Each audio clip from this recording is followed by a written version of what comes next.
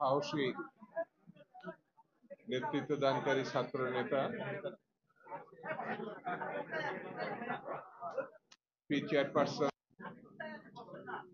দেশনেত্রী বেগম খালেদা জিয়ার উপদেষ্টা মণ্ডলীর সম্মানিত সদস্য,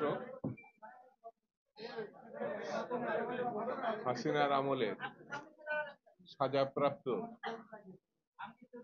জননেতা জনাব হাবিবুর রহমান হাবিব, বিএনপি এবং গণতন্ত্র পরিষদের সম্মানিত নেতৃবৃন্দ,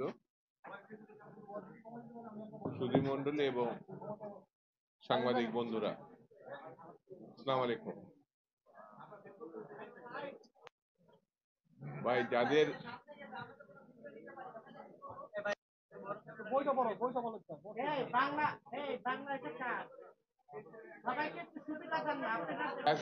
বন্ধুরা আছেন, তারা পারস্পরিক একটু সহযোগিতা করে সবাইকে সংবাদ নেওয়ার বা দেওয়ার সুযোগটা করে দেন। আর সুধীমণ্ডলী যারা এখানে আছেন, আমাদের দলের নেতা কর্মীরা যারা আছেন, তাদের কাছে বিশেষ অনুরোধ একটু নীরবতা পালন করে আর সাংবাদিক বন্ধুদেরকে সহযোগিতার আহ্বান জানাচ্ছি। বন্ধুরা, আজকের এই যে সংগঠন গণতন্ত্র পরিষদ,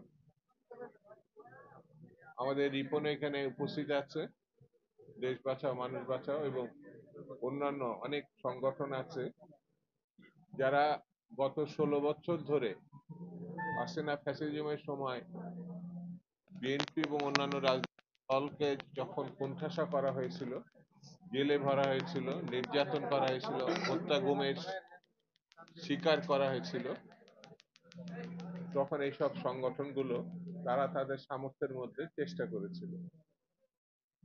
এখন একটা সুসময়ের সম্ভাবনা দেখার প্রেক্ষিতে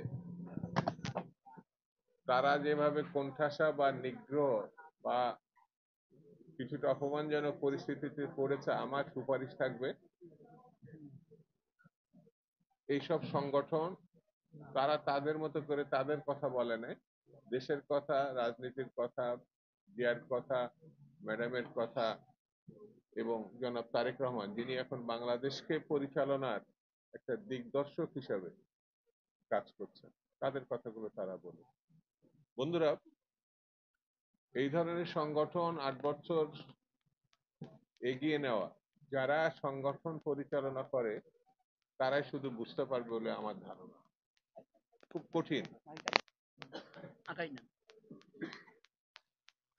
সেই জন্য আমি তাদের সাফল্য যেমন কামনা করছি এবং তারা তাদের মতো করে কাজ করবে এটা মনে করে। আরেকটা, যে আমাদের মহাসচিব, বিএনপির মহাসচিব আমাদের পাশের একটা অনুষ্ঠানে আছেন, তিনি জিয়া মঞ্চের একটা অনুষ্ঠানে আছেন, তো তিনি যখন জিয়া মঞ্চের অনুষ্ঠানে আছেন, জিয়া পাঠাগার, শহীদ জিয়া পাঠাগার, স্মৃতি পাঠাগার, তাহলে অন্যরাও শহীদ জিয়া, জাতীয়তাবাদ বা এই ধরনের সংগঠন করতেই পারে।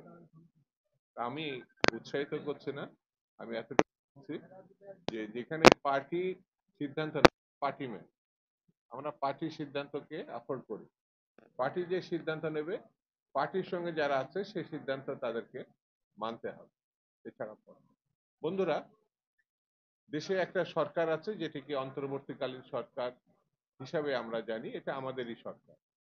বিএনপি এবং যেসব রাজনৈতিক দলগুলো হাসিনা বিরোধী আন্দোলন ছিল তাদেরই সরকার। এই সরকারের সাফল্য ব্যর্থতা এটা আমরা বহন করি, মানে যারা রাজনৈতিক দল করি, বিএনপি বা অন্যান্য, তাদের এটা বহন করতে হবে। যে পরিবর্তনটা হয়েছিল, মানুষের প্রত্যাশা ছিল, এটা কিন্তু লক্ষণীয় বিষয়। মানুষের প্রত্যাশা ছিল জিনিসপত্রের দাম কমবে, আইন শৃঙ্খলা পরিস্থিতি ভালো হবে বা স্বস্তির সঙ্গে বসবাস করা যাবে, মানুষ একটি নির্বাচনের মধ্যে দিয়ে তার পছন্দের প্রার্থীকে বেছে নিতে পারবে। এখন যে পরিস্থিতির আমরা মুখোমুখি হয়েছি, সেখানে অনেকগুলো জিজ্ঞাসা তৈরি হয়েছে।